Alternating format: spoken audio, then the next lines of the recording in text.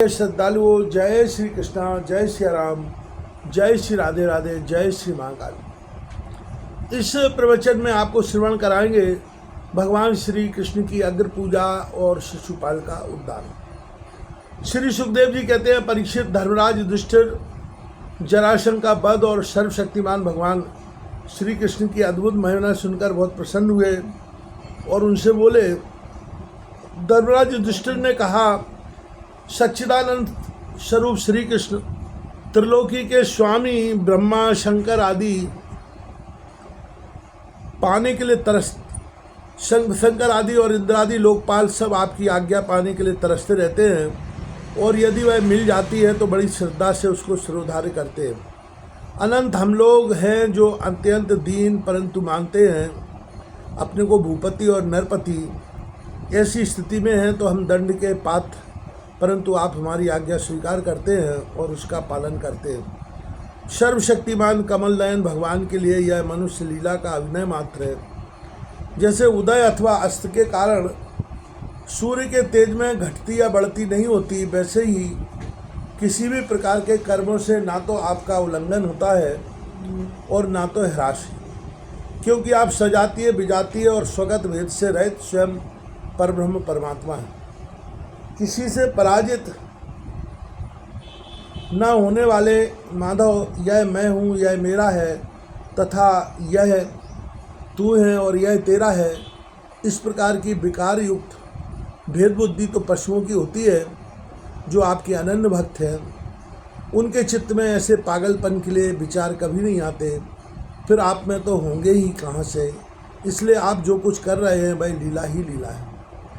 सुखदेव जी कहते हैं, परीक्षित इस प्रकार कहकर धर्मराज युधिष्ठिर ने भगवान श्री कृष्ण की अनुमति से यज्ञ के योग्य समय आने पर यज्ञ के कर्मों में निपुण वेदवादी ब्राह्मणों को ऋत्वज आचार आदि के रूप में वर्ण किया। उनके नाम ये हैं, श्री कृष्ण, द्वैपायन, व्यासदेव, भरद्वाज, सुमंतु, गौतम, असित, वशिष्ठ, चंबन, कंड, मैत्रेय, कौश, चित्र, तित्र, विश्वामित्र, वामदेव, सुमति, जैमिनी, कृतु, पैल, पराशर, गर्ग, वैशंपायन, अथर्वा, कश्यप, धौम, परशुराम, शुक्राचार्य, आसुरी, बीथोत्र, मधुच्छंदा, वीरसेन और अकृतविरव। इनके अतिरिक्त धर्मराज ने द्रोणाचार्य, भीष्म पितामह, कृपाचार्य, धृतराष्ट्र और उनके दुर्योधन आदि पुत्रों और महामती विदुर आदि को भी बुलाया। राजन, राजसु यज्ञ का दर्शन करने के लिए देश के सब राजा, उनके मंत्री तथा कर्मचारी, विप्र, क्षत्रिय, वैश्य, शूद्र सबके सब वहां आए। इसके बाद ऋत्वज ब्राह्मणों ने सोने के हलों से यज्ञ भूमि को जुतवा कर राजा युधिष्ठिर को शास्त्रानुसार यज्ञ की दीक्षा दी। प्राचीन काल में जैसे वरुण देव के यज्ञ में सबके सब यज्ञ पात्र सोने के बने हुए थे, वैसे ही युधिष्ठिर के यज्ञ में भी थे। पांडुनंदन महाराज युधिष्ठिर के यज्ञ में निमंत्रण पाकर ब्रह्मा जी, शंकर जी, इंद्रादि लोकपाल अपने गणों के साथ सिद्ध और गंधर्व, विद्याधर, नाग मुनि, यक्ष, राक्षस, पक्षी, किन्नर, चारण, बड़े बड़े राजा और रानियां, ये सभी उपस्थित हुए। सबने बिना किसी प्रकार के कौतूहल के यह बात मान ली कि राजसु यज्ञ करना युधिष्ठिर के योग्य ही है, क्योंकि भगवान श्री कृष्ण के भक्त के लिए ऐसा करना कोई बहुत बड़ी बात नहीं है। उस समय देवताओं के समान तेजस्वी याजकों ने धर्मराज युधिष्ठिर से विधि पूर्वक राजसु यज्ञ कराया, ठीक वैसे ही जैसे पूर्व काल में देवताओं ने वरुण से करवाया था। सोमलता से रस निकालने के दिन महाराज युधिष्ठिर ने अपने परम भाग्यवान याजकों और यज्ञ कर्म की भूल चूक का निरीक्षण करने वाले शतपतियों का बड़ी सावधानी से विधिपूर्वक पूजन किया। अब सभासद लोग इस विषय पर विचार करने लगे कि सदस्यों में सबसे पहले किसकी पूजा, अग्र पूजा होनी चाहिए। जितनी मति उतने मत, इसलिए सर्वसम्मति से कोई निर्णय न हो सका। ऐसी स्थिति में सहदेव ने कहा, यदुवंश शिरोमणि भक्तवत्सल भगवान श्री कृष्ण ही सदस्यों में सर्वश्रेष्ठ अग्र पूजा के पात्र हैं, क्योंकि यही समस्त देवताओं के रूप में हैं और देश काल धन आदि जितनी भी वस्तुएं हैं उन सबके रूप में भी वे ही है। यह सारा विश्व श्री कृष्ण का ही रूप है। समस्त यज्ञ में श्री कृष्ण स्वरूप ही हैं। भगवान श्री कृष्ण अग्नि, आहुति और मंत्रों के रूप में हैं। ज्ञान मार्ग और कर्म मार्ग वे दोनों भी श्री कृष्ण की ही प्राप्ति के हेतु हैं। सभासदों में कहाँ तक वर्णन करूँ। भगवान श्री कृष्ण भाई एक रस अद्वितीय ब्रह्म है, जिसमें सजातीय, विजातीय और स्वगत भेद नाम मात्र का भी नहीं है। यह संपूर्ण जगत उन्हीं का स्वरूप है। वे अपने आप में ही स्थित और जन्म, अस्तित्व, वृद्धि आदि 6 भाव विकारों से रहित हैं। वे अपने आत्मस्वरूप संकल्प से ही जगत की सृष्टि, पालन और संहार करते हैं। सारा जगत श्री कृष्ण के ही अनुग्रह से अनेकों प्रकार के कर्म का अनुष्ठान करता हुआ धर्म, अर्थ, काम और मोक्ष रूप पुरुषार्थों का संपादन करता है। इसलिए सबसे महान भगवान कृष्ण की ही अग्र पूजा होनी चाहिए। इनकी पूजा करने से समस्त प्राणियों की तथा अपनी ही पूजा हो जाती है। जो अपने दान धर्म को अनंत भाव से युक्त करना चाहता हो, उसे चाहिए कि समस्त प्राणियों और पदार्थों के अंतरात्मा, भेदभाव रहित, परम शांत और परिपूर्ण भगवान श्री कृष्ण को ही दान करें। परीक्षित सहदेव भगवान की महिमा और उनके प्रभाव को जानते थे। इतना कहकर वे चुप हो गए। उस समय धर्मराज युधिष्ठिर की यज्ञ सभा में जितने सत्पुरुष उपस्थित थे, सबने एक स्वर से बहुत ठीक कहकर सहदेव की बात का समर्थन किया। धर्मराज युधिष्ठिर ने ब्राह्मणों की यह आज्ञा सुनकर तथा सभासदों का अभिप्राय जानकर बड़े आनंद से, प्रेमोद्रेक से विहल होकर भगवान श्री कृष्ण की पूजा की। अपनी पत्नी, भाई, मंत्री और कुटुंबियों के साथ धर्मराज युधिष्ठिर ने बड़े प्रेम और आनंद से भगवान के पांव पखारे तथा उनके चरण कमलों का लोक पावन जल अपने सिर पर धारण किया। उन्होंने भगवान को पीले पीले रेशमी वस्त्र और बहुमूल्य आभूषण समर्पित किए। उस समय उनके नेत्र प्रेम और आनंद के आंसुओं से इस प्रकार भर गए कि वे भगवान को भली भांति देख भी नहीं सकते थे। यज्ञ सभा में उपस्थित सभी लोग भगवान श्री कृष्ण की इस प्रकार पूजित सत्कृत देखकर हाथ जोड़े हुए नमो नमः, जय जय इस प्रकार के नारे लगाकर उन्हें नमस्कार करने लगे। उस समय आकाश से स्वयं ही पुष्पों की वर्षा होने लगी। परीक्षित अपने आसन पर बैठा हुआ शिशुपाल यह सब देख सुन रहा था। भगवान श्री कृष्ण के गुण सुनकर उसे क्रोध हो आया और वह उठकर खड़ा हो गया।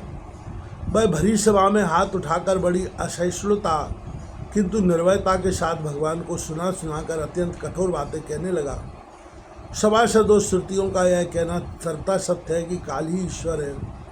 लाख चेष्टा करने पर भी अपना काम करा ही लेता है।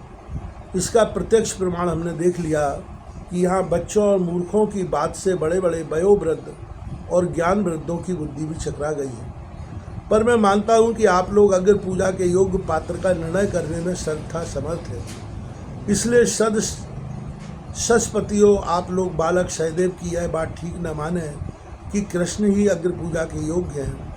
यहाँ बड़े बड़े तपस्वी, विद्वान, व्रतधारी, ज्ञान के द्वारा अपने समस्त पाप तापों को शांत करने वाले परम ज्ञानी, परमर्षि, ब्रह्मनिष्ठ आदि उपस्थित हैं, जिनकी पूजा बड़े बड़े लोकपाल भी करते हैं। यज्ञ की भूल चूक बतलाने वाले उन सशपतियों को छोड़कर यह कुल कलंक ग्वाला भला अग्र पूजा का अधिकारी कैसे हो सकता है? क्या कौआ कभी यज्ञ के पुरोडास का अधिकारी हो सकता है? न इसका कोई वर्ण है, न तो आश्रम, कुल भी इसका ऊंचा नहीं है। सारे धर्मों से यह व्यवहार है। वेद और लोक मर्यादाओं का उल्लंघन करके अवमानना आचरण करता है। इसके कोई गुण भी नहीं है। ऐसी स्थिति में यह अग्र पूजा का पात्र कैसे हो सकता है? आप लोग जानते हैं कि राजा ययाति ने इसके वंश को शाप दे रखा है। इसलिए सत्पुरुषों ने इस वंश का ही बहिष्कार कर दिया है। ये सब सर्वदा व्यर्थ मधुपान में आसक्त रहते हैं। फिर ये अग्र पूजा के योग्य कैसे हो सकते हैं? इन सब ने ब्रह्मर्षियों के द्वारा सेवित मथुरा आदि देशों का परित्याग कर दिया और ब्रह्म वर्चस्व के विरोधी वेद चर्चा रहित समुद्र में किला बनाकर रहने लगे। वहाँ से जब ये बाहर निकलते हैं तो डाकुओं की तरह सारी प्रथा को सताते हैं। परीक्षित सच पूछो तो शिशुपाल का सारा सुख नष्ट हो चुका था। इसी से उसने और भी बहुत सी कड़ी कड़ी बातें भगवान श्री कृष्ण को सुनाई, परंतु जैसे सिंह कभी शिकार की हुआ पर ध्यान नहीं देता है, वैसे ही भगवान श्री कृष्ण चुप रहे। उन्होंने उसकी बातों का कुछ भी उत्तर न दिया, परंतु सभासदों के लिए भगवान की निंदा सुनना असह्य था। उनमें से कई अपने अपने कान बंद करके क्रोध से शिशुपाल को गाली देते हुए बाहर चले गए। परीक्षित जो भगवान की या भगवत परायण भक्तों की निंदा सुनकर वहाँ से हट नहीं जाता, वह अपने शुभ कर्मों से च्युत हो जाता है और उसकी अधोगति होती है।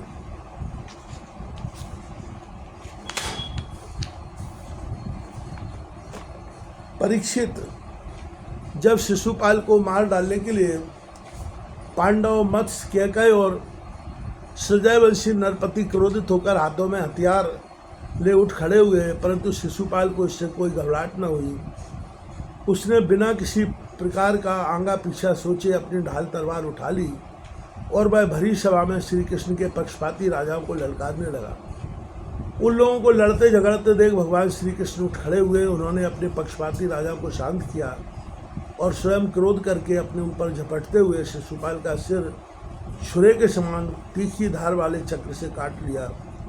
शिशुपाल के मारे जाने पर वहाँ बड़ा कोलाहल मच गया। उसके अनुयायी नरपति अपने अपने प्राण बचाने के लिए वहाँ से भाग खड़े हुए। जैसे आकाश से गिरा हुआ लूक धरती में समा जाता है, वैसे ही सब प्राणियों को देखते देखते शिशुपाल के शरीर से एक ज्योति निकलकर भगवान श्री कृष्ण में समा गई। परीक्षित शिशुपाल के अंतःकरण में लगातार 3 जन्म से बैर भाव की अवृद्धि हो रही थी और इस प्रकार बैर भाव से ही सही ध्यान करते करते वह तन्मय हो गया, पार्षद हो गया। सच है, मृत्यु के बाद होने वाली गति में भाव ही कारण है।